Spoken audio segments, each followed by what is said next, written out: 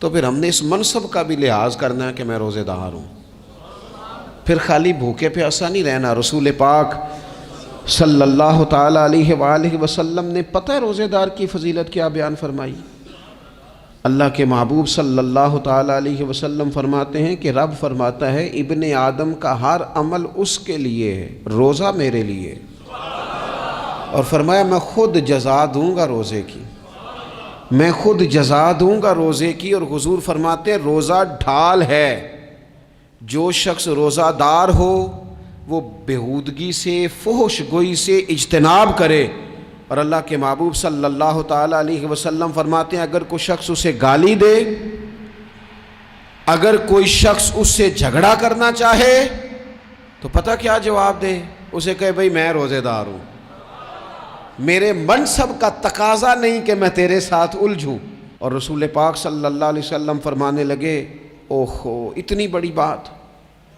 حضور فرمانے لگے، یہ صحیح مسلم کے لفظ ہیں، کریم محبوب فرمانے لگے مجھے اس رب کی عزت کی قسم جس کے قبضے میں محمد عربی صلی اللہ علیہ وسلم کی جان ہے. حضور فرماتے ہیں روزہ دار کے منہ کی خوشبو اللہ تعالیٰ کے نزدیک قیامت کے دن مشک کی خوشبو سے بھی زیادہ وقت والی ہوگی. اس کے منہ سے جو خوشبو آتی ہے قیامت میں مشک پیچھے رہ جائے گا. اور رب کی بارگاہ میں صرف روزہ دار کے منہ سے، اگر تیرے منہ کی خوشبو رب کو اتنی پسند ہے تو تجھے بھی تو اپنے منصب کا خیال ہونا چاہیے کہ میں نے روزہ رکھا ہوا ہے، میں روزہ دار ہوں.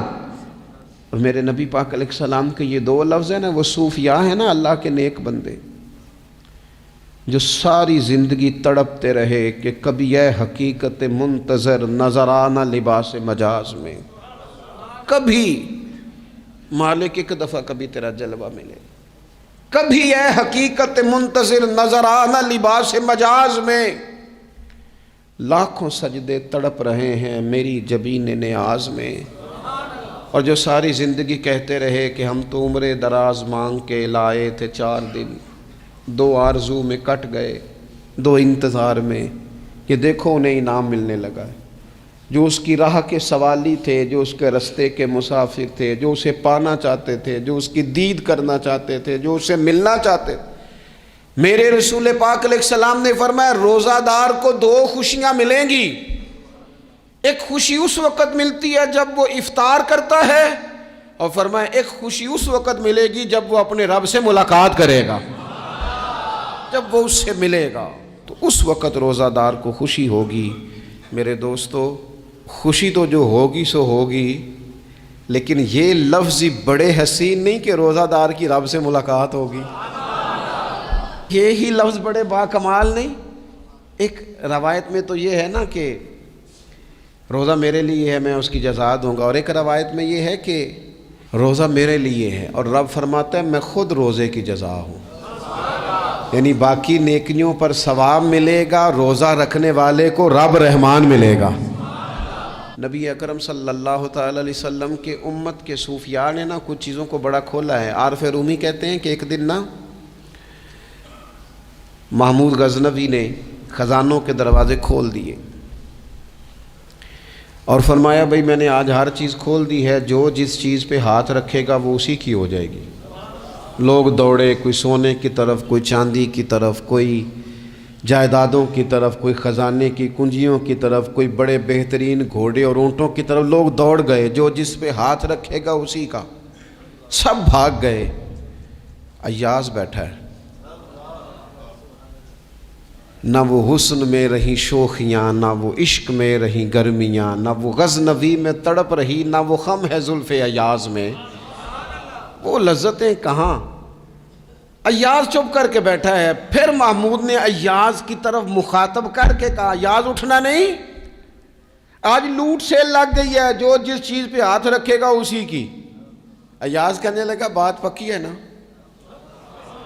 تو محمود خوش تھے، موڈ بڑا اچھا تھا، کہا بالکل پکی ہے. تو ایاز کہنے لگے چلو ٹھیک ہے. ایاز اٹھے، پیچھے سے جا کے نا تو محمود کے کندھے پہ ہاتھ رکھ دیا. محمود کے کندھے پہ ہاتھ رکھا. محمود کہنے لگے یہ کیا بات کا، آپ سے میں نے پوچھا تھا بات پکی ہے، جو جس پہ ہاتھ رکھے گا اسی کا نا. تو تھوڑی دیر پہلے مسکراتے چہروں میں آنسو آ گئے. ایاز بھی روئے تو محمود بھی روئے. کہا بادشاہ پکا رہنا، وہ جن کو خزانے چاہیے تھے وہ دوڑ گئے، مجھے تو چاہیے. لنگ کئی مہینے تے برس گئے تے تیری دید نو دیدے ترس گئے، تیری تو ملے گا.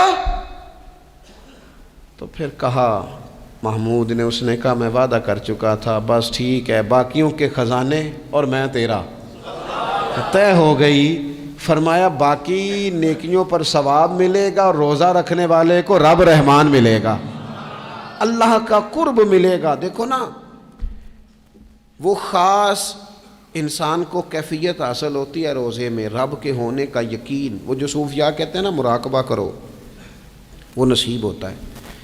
یعنی کسی کو کیا پتہ ہے اس کا روزہ ہے کہ نہیں، اکیلا ہے نا گھر میں، فریزر بھرا ہوا ہے، نہیں نہ کھاتا. کیوں؟ اسے پتہ ہے میرا رب میرے ساتھ ہے، میرا رب مجھے دیکھ رہا ہے. بس یہ تصور توحید پکا ہو جاتا ہے رمضان.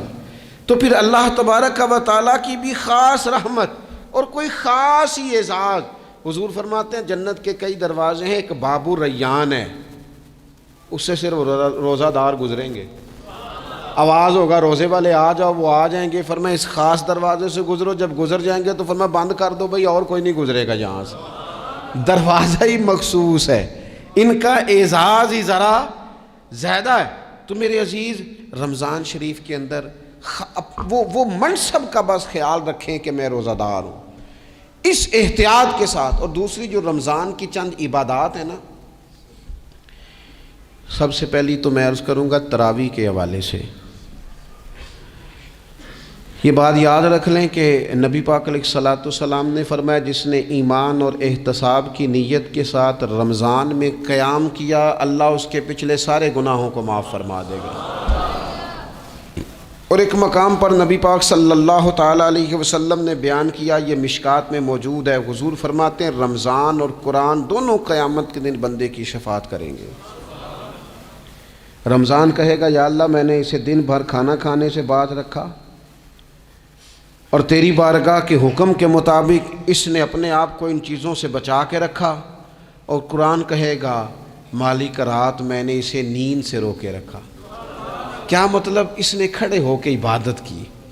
اگرچہ اس سے مراد شارحین حدیث نے تراویح بھی لیا ہے، تہجد کی نماز بھی لیا ہے، صلاۃ اللیل بھی لی ہے، لیکن میرے عزیز یہ خاص ربط ہے قرآن مجید کے ساتھ تراویح کا. مسنون ہے رمضان کی راتوں میں قرآن مجید اور تراویح کا پڑھنا. اگر تھوڑی سی نا طبیعت میں صرف تبدیلی پیدا کی جائے، میں نے دیکھا ہے کہ جو لوگ کہتے ہیں نا میرا وقت بڑا قیمتی ہے، بڑی ساری جگہوں پہ آپ کو بیٹھنا پڑتا ہے، بیٹھیں آپ 2 گھنٹے بیٹھیں، 3 گھنٹے بیٹھیں.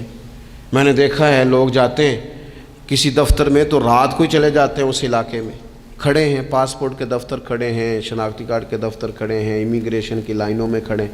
کچھ ذہن تو بنائیں کہ میں نے رات کھڑے رہنا ہے اور اپنے رب کی عبادت کرنی ہے. تراویح کو ذرا ذوق سے آپ اگر تھوڑا ارادہ کر لیں گے نا، یعنی کوئی ایسا مشکل کام نہیں. میری تو رائے یہ ہے کہ پہلے 3-4 دن ذرا جم کے ذہن بنائیں اور تھوڑا سا نا روٹین کو بدلنے کی کوشش نہ کریں. جس امام صاحب کے پیچھے تراویح شروع کریں کوشش کریں ساری وہیں پڑھیں. روٹین بدلنے سے بھی سستی آتی ہے. ایک دن یہاں گئے، 2 دن وہاں گئے، تو یہ روٹین بدلنے سے بھی بعض اوقات سستی آتی ہے.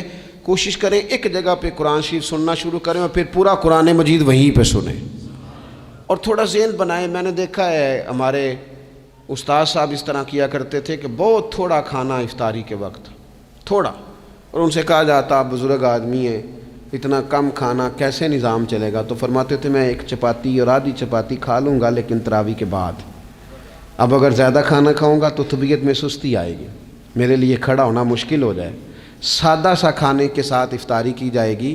اور تراویح کے لیے اپنے آپ کو ذہنی کہاں ٹائم ملتا ہے سارا سال قرآن پڑھنے سننے کا؟ یہ تو اللہ نے موقع عطا فرمایا ہے. تو تھوڑا سا اگر دلچسپی پیدا کی جائے، بڑا سونا قرآن مجید پڑھا جاتا ہے مساجد میں، بچے بڑی خوبصورتی سے. تو اللہ کا شکر ہے جگہ جگہ پہ. اور مساجد کے علاوہ بھی میں نے دیکھا ہے ہم سے لوگ مطالبہ کرتے ہیں کہ ہماری فیکٹری میں رات کو بھی کام ہوتا ہے، اتنے سارے ورکر ہیں تو بچہ کوئی مل جائے قرآن شریف سنائے. فلانی جگہ بھی اتنے لوگ ہیں تو اگر موقع مل جائے، تو اگر تھوڑا ذہن بنایا جائے، شوق پیدا کیا جائے تو اللہ تعالیٰ فضل فرماتا ہے۔